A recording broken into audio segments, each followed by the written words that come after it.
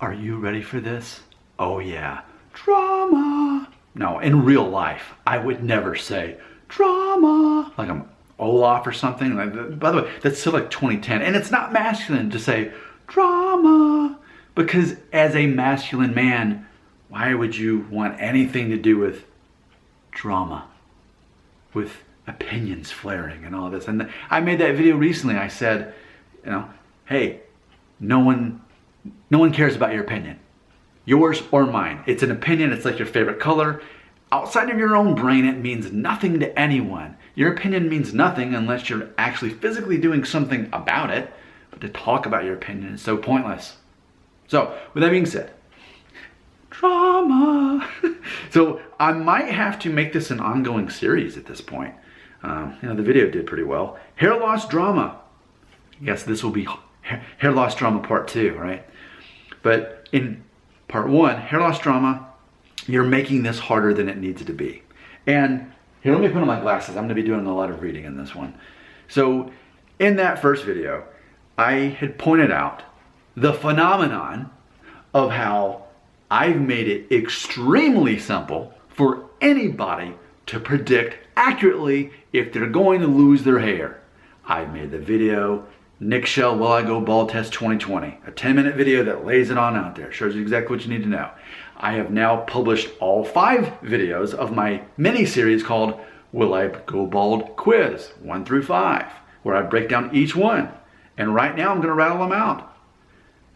What is your age now compared to age 35? Age 35, if you're going to go bald, you're pretty much going to go bald by then. Number 2, what about a photo of yourself at age 1? That's a projection of your hair at age 35. Number 3, how's your hair now? How much hair loss do you actually have? Number 4, could you grow a full connected beard by age 18? If so, you're more likely to go bald. But what about you, Nick? You could. But it's the best out of 5, man. It's not about focusing on one or an exception of one because you have a friend that never could grow a beard but he was bald by 20. It's not about the exception of the rule. It's not about focusing on one. It's about all 5. And number 5, if you're predominantly or largely of Asian or Native American descent, you're less likely to go bald. You're more likely to keep your hair, is what I'm trying to say, which would be the case in my situation. So you look at all 5, it's that simple. We're not talking about anything else. We're not talking about your dad's hair, your mom's father, your cousin, your grandma's grandfather's cousin. It's very simple. And people make that very complicated because they're wanting to focus on the things that they think that are relevant because they want control over it. You don't have control over it. Focus on the 5 things, that's what actually determines it. So with that being said, that's why I had to make the first video. Now here's why I'm making the second video. So let's say, if the theme about the first video was the drama being that people are making a bigger deal out of something when it's really simple, then this second video in this series is about people getting offended about hair loss topics. All right, so 3.5 minutes into the video, now we're actually getting on topic, but we needed that prequel information. So this video is about people getting offended about hair loss. So let's look at, I get videos like this all the time. I get comments like this all the time. But before we get into the good stuff, let's see here. No, actually, this is it. Okay, so I made a video this week called Receding Hairline, Subtle Faux Hawk, New Hairstyle, New Haircut. And when I first did the thing, people didn't like the haircut, and now it's growing on people, they're liking it more. Honestly, the reason I chose it, I'm an SEO guy, search engine optimization. I created this channel 5 years ago to make money. It works. My wife and I got the check last week. $540 is how much money I made from YouTube. In addition to my Amazon links, like when I had the t-shirt that said Jewish, the hamster shirt, anytime I'm talking about a product, people click on those links through my website, familyfriendlydaddyblog.com, through the videos, and I get ad revenue. So yes, I have an actual job, but then I have all these other little investments that are making me money, side stream revenue. All right, so here it is. So anyway, the whole reason I got the haircut ultimately is because when you Google best hairstyle for receding hairline, faux hawks show up. So I thought I need to create content for that so that people will want to watch it. So it's a way for me to make money and a way for you to not be bored. So on that video where I debuted my new hairstyle. Daniel Burchell had this to say, quote, "Nick Shell, why are you so rude to the YouTuber Mr. Omran?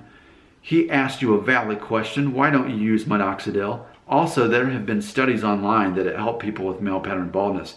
Maybe you should treat everyone with respect unless they disrespect you." And that got 2 thumbs up. So 3 people agree with that. Now what's funny is I didn't even notice the comment. Imagine you're me. Okay, so I run this channel with over 9,000 subscribers and over 5,000 videos, and another channel called Family Friendly Daddy Blog, which is an extension of my blog, and it's got well over 3,000. So I've got like over 11,000 subscribers, and the other channel has 3,000 videos. This one has, I think, over 5. So I've got like thousands of videos and thousands of subscribers. Am I a bad person for not responding to every single person who leaves a comment, especially when that comment was already addressed multiple times on here? I have many videos about minoxidil, Rogaine. I've already done them. Why leave me a big paragraph comment when you can type into YouTube, search Nick Shell, minoxidil, or whatever you want, and multiple videos show up? You can type in 3 words, or you can type in a big paragraph that I'm going to ignore probably. Just watch the video I've already made. Why do you need me to make a fresh video for you? So yeah, I ignore the video, but I don't even remember ignoring it. That's how much I ignored that comment from Mr. Omran.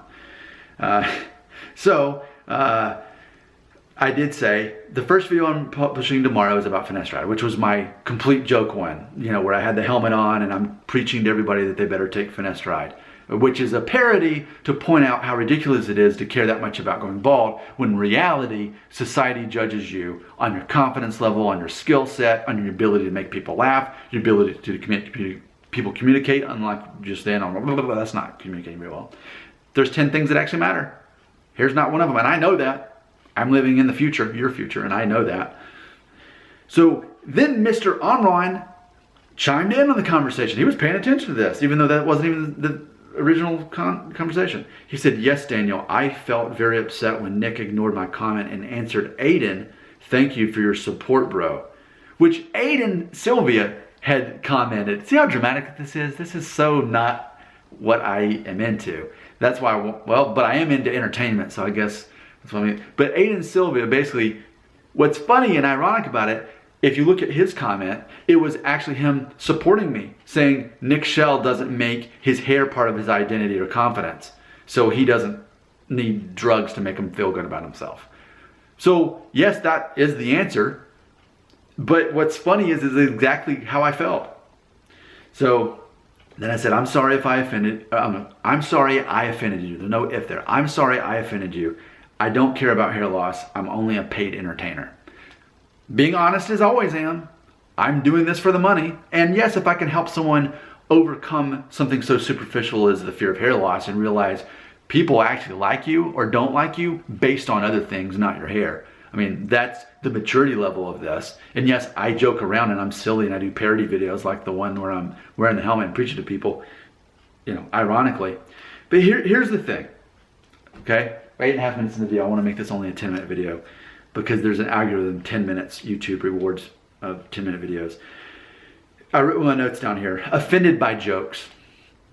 This past week, I watched 2 hour-long stand-up comedy specials on Netflix. One is Chris D'Elia, and in that one, he was talking about when people get offended by his jokes. He's like, imagine people pay me money, and then to make them laugh, and they do laugh, but I say one thing they don't like, and then they come up to me, hey, I don't like that thing you said.